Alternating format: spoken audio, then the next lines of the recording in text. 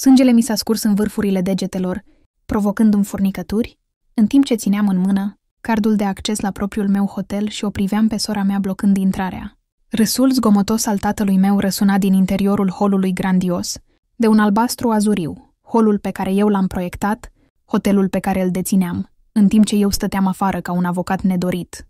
"Nu poți să crezi cu adevărat că vei intra?" a spus Vanessa, vocea ei coborând la un șoaptă condescendentă, și-a aranjat rochia de designer, o imitație pe care am recunoscut-o imediat din schițele, preliminare pe care prietenul meu designer mi le-a arătat în timpul prânzului nostru de săptămâna trecută și s-a așezat mai ferm în pragul ușii. "Acesta este Grand Azure, Ellie. Numai meniul de gustare costă mai mult decât câștigi tu într-o lună. Dacă ar fi știut că eu personal am creat acel meniu, împreună cu bucătarul nostru premiat cu stele Michelin, este și tatăl meu," am spus, cu o voce mai fermă decât mă așteptam. Plicul mic din poșeta mea, care conținea actul de proprietate al unei vile de vacanță în Toscana, una dintre cele mai exclusiviste proprietăți ale Grand Azure, mi s-a părut brusc greu. "Mă numesc Elaner. Am 38 de ani și sunt antreprenor în domeniul ospitalității. Aceasta este povestea modului în care mi-am recâștigat locul la masa, care îmi aparținea de fapt. Mama și tata au fost foarte clari," a continuat Vanessa, verificându-și reflexia în ușile de sticlă. "Ei vor aici doar oameni de succes, oameni care nu vor face de rușine familia." Ironia m-a lovit ca o lovitură fizică. Chiar ieri semnasem o extindere de $100 de milioane a lanțului Grand Azure. Astăzi, se pare că eram prea jenantă pentru a intra în propriul meu hotel. Am luptat cu dorința de a râde, pe măsură ce absurditatea situației mă copleșea. Acum 10 ani, când am decis să părăsesc mica firmă de contabilitate a familiei pentru a mă dedica managementului hotelier, toți m-au renegat. Cuvintele tatălui meu încă răsunau în memoria mea. Niciuna dintre fiicele mele nu va fi o chelneriță glorificată. Așa că i-am lăsat să creadă ce voiau. I-am lăsat să creadă că mă chinuiam cu managementul restaurantului. Între timp, transformasem Azure Hospitality Group într-unul dintre cele mai de succes lanțuri hoteliere de lux din țară. Chelnerița glorificată deținea acum hoteluri de 35 de stele pe 3 continente. "Elaner." Vocea ascuțită a mamei mele mi-a întrerupt gândurile când a apărut în spatele Vanessei. "Ce faci aici?" "Am discutat despre asta?" "Nu, ei discutaseră despre asta. Primisem un mesaj de la mama mea în dimineața aceea. Nu veni la ziua tatălui tău." "La Grand Azure. Nu-ți permiți. Nu ne face de râs." Am adus un cadou. Am spus încet, ridicând micul plic. "Oh, ce e? Un card cadou la Olive Garden?" Vanessa a râs. "Sau ai strâns destule bacșișuri ca să-i cumperi ceva de la mall?" Mama a strâns ochii la geanta mea simplă, o piesă din piele italiană făcută manual, care costă mai mult decât mașina Vanessei. "Orice ar fi, sunt sigură că cadoul surorii tale este mai potrivit," a spus ea. "Tocmai a devenit partener junior la firma ei, știi? Știam asta la fel de bine cum știam că firma ei era în negocieri pentru a închiria un spațiu de birouri într-una din clădirile mele. Închirierea de care aveau nevoie disperată și pe care nu și-o puteau permite. Divizia mea imobiliară mi-a trimis rapoartele chiar ieri. Vanessa se descurcă atât de bine," a continuat mama, trecând la subiectul ei preferat. "Casă nouă în suburbii, mașină de lux, logodnic minunat cu perspective foarte bune." Se opri aruncându-mi o privire critică. "Și tu?" "Ei bine, măcar încerci, presupun." M-am gândit la apartamentul meu cu vedere spre Central Park, la colecția mea de mașini sport rare, la avionul privat cu care zburasem în dimineața aceea. "Da, mamă, măcar încerc." Vorbind de încercări, Vanessa zâmbi ironic. "Rochia aia, nu puteai să faci un efort? Aici e Grand Azure, nu un restaurant oarecare." Am trecut cu mâna peste sofisticata rochie din mătase neagră, creată la comandă de unul dintre cei mai exclusivi designeri din Paris, același designer care refuzase să creeze ceva pentru Vanessa luna trecută.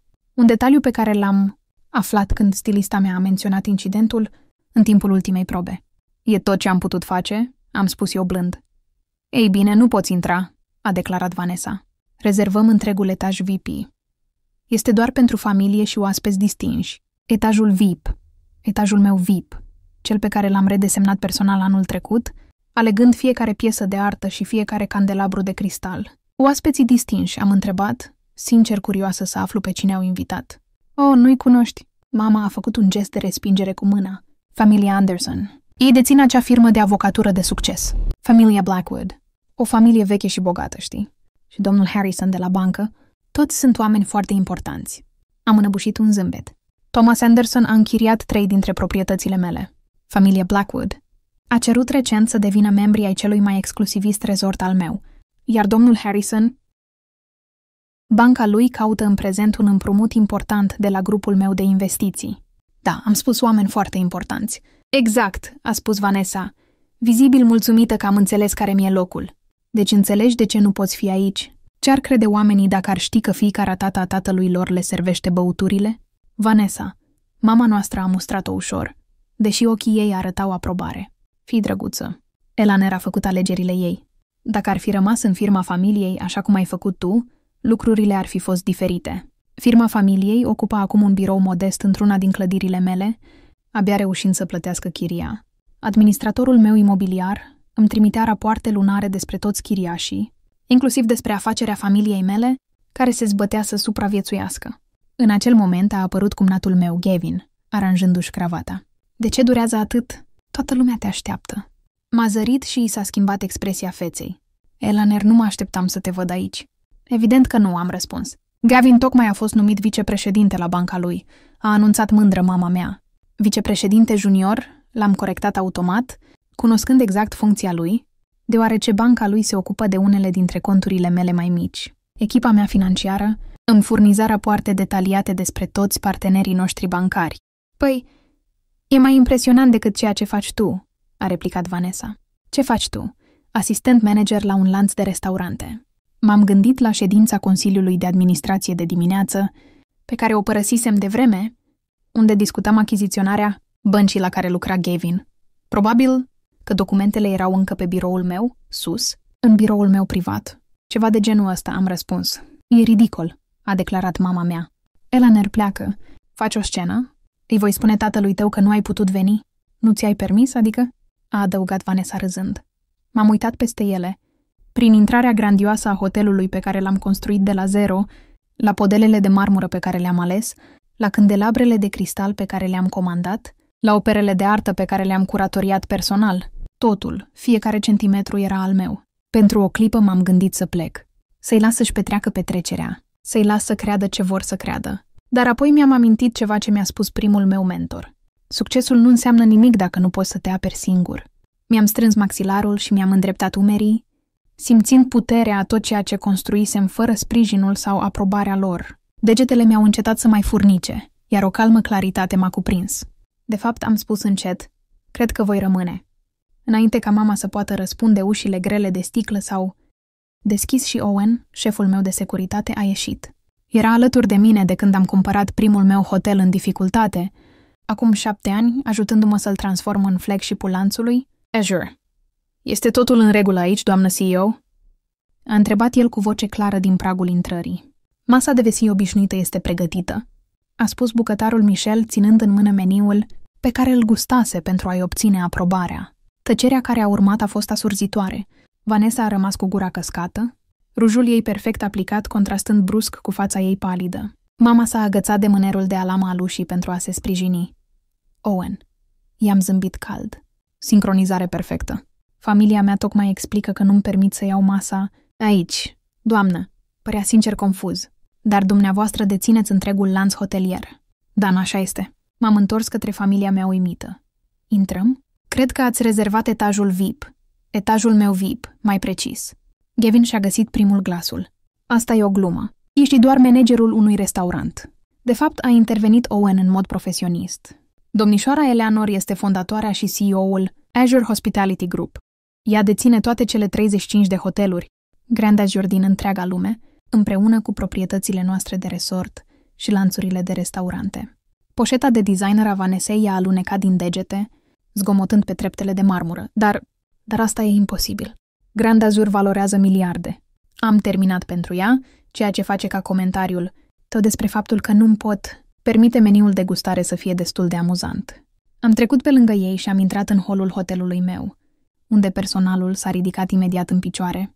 Bună seara, domnișoară Elaner, m-a salutat managerul de la recepție. Suita executivă este pregătită pentru sărbătorirea zilei de naștere a tatălui dumneavoastră. Mulțumesc. Rachel. M-am întors spre familia mea, care era încă înghețată în prag. Veniți? M-au urmat în tăcere, uitându-se în jur de parcă vedeau hotelul pentru prima dată.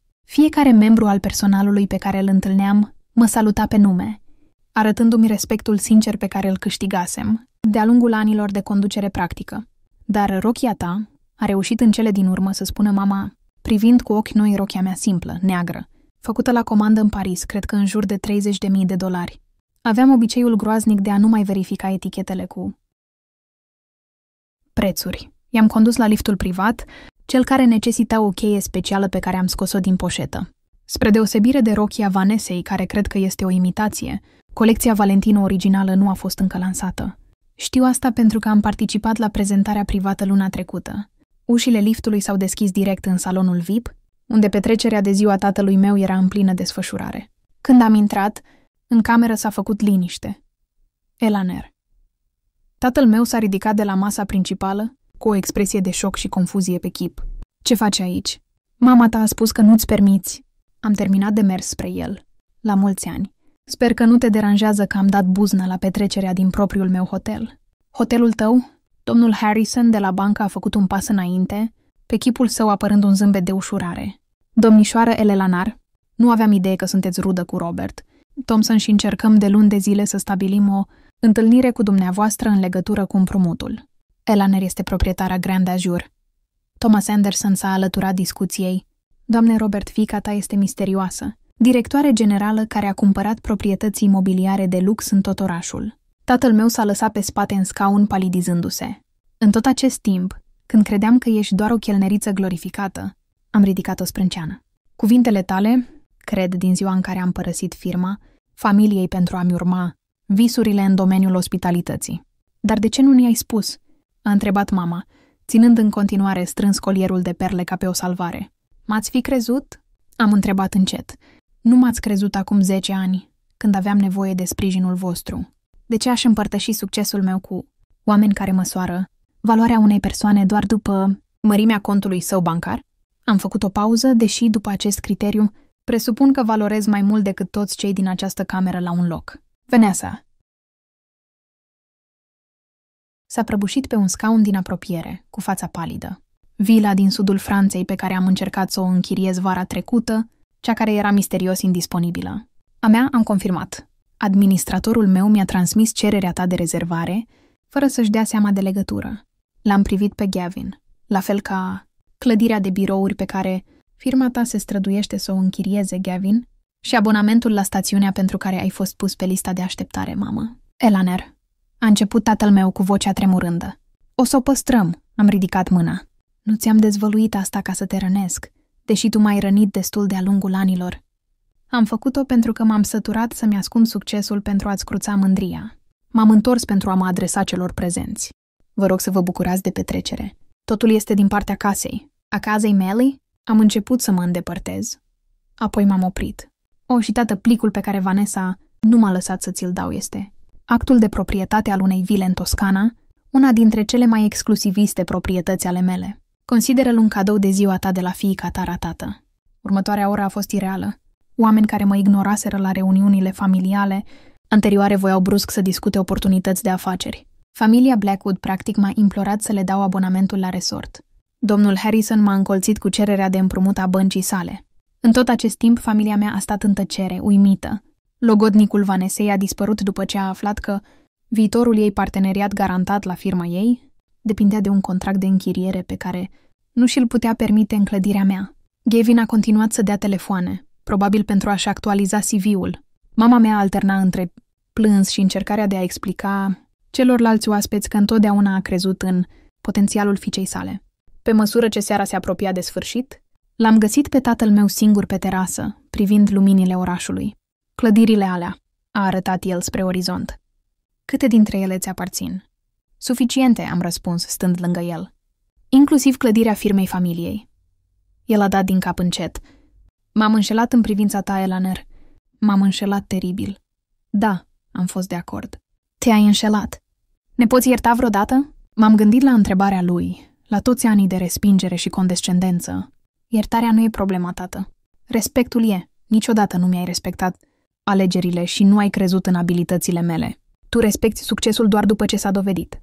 Și acum am zâmbit ușor. Acum poți spune oamenilor că fiica ta deține Grand Azure. Asta ar trebui să-ți satisfacă nevoia de conversații impresionante la cină. L-am lăsat acolo și m-am îndreptat spre biroul meu privat de la ultimul etaj. Mâine, dinamica familiei se va schimba dramatic. Vanessa nu va mai fi copilul de aur.